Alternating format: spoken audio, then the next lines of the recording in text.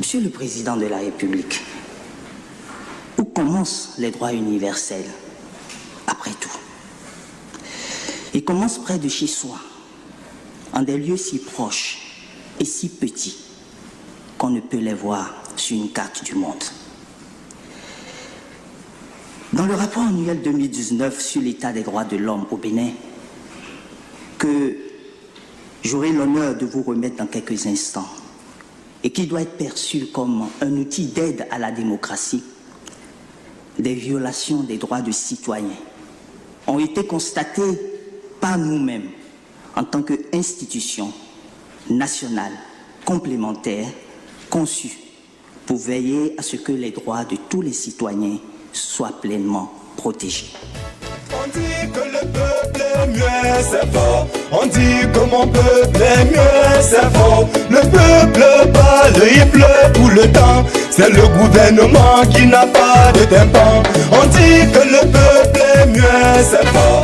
On dit que mon peuple est mieux, c'est faux. Le peuple parle, il pleut. Le président avait promis garantir l'accès équitable à la justice à tout le monde. Le président avait promis, par exemple, une indépendance du Conseil supérieur de la magistrature.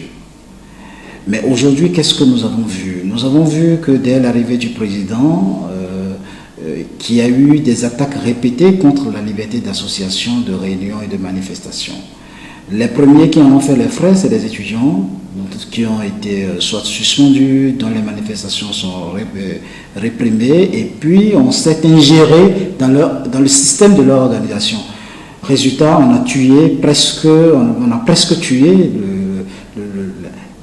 disons, la vie des mouvements estudiantins sur le terrain. Quand on a fini de faire ça, on a commencé à fermer les organes de presse. On en a fermé 7 au début et aujourd'hui, vous avez vu, il y a 2 ou 3 autres qui se sont ajoutés. Soleil FM a cessé de briller. La Nouvelle Tribune a disparu de l'échiquier. On ne sait pas encore quel sera le prochain. Les journalistes, on en voit de plus en plus devant dans des tracasseries judiciaires, on en voit de plus en plus en prison.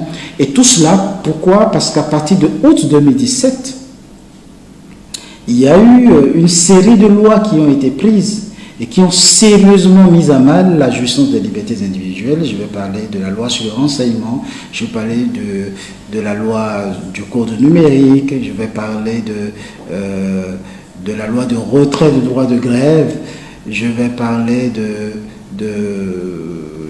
du code pénal, de la nouvelle constitution. Donc, toutes ces lois qui ont été prises et qui aujourd'hui ont grippé l'accès et l'utilisation de l'espace civique, aussi bien pour les journalistes, aussi bien pour les activistes des droits de l'homme, les activistes politiques et autres.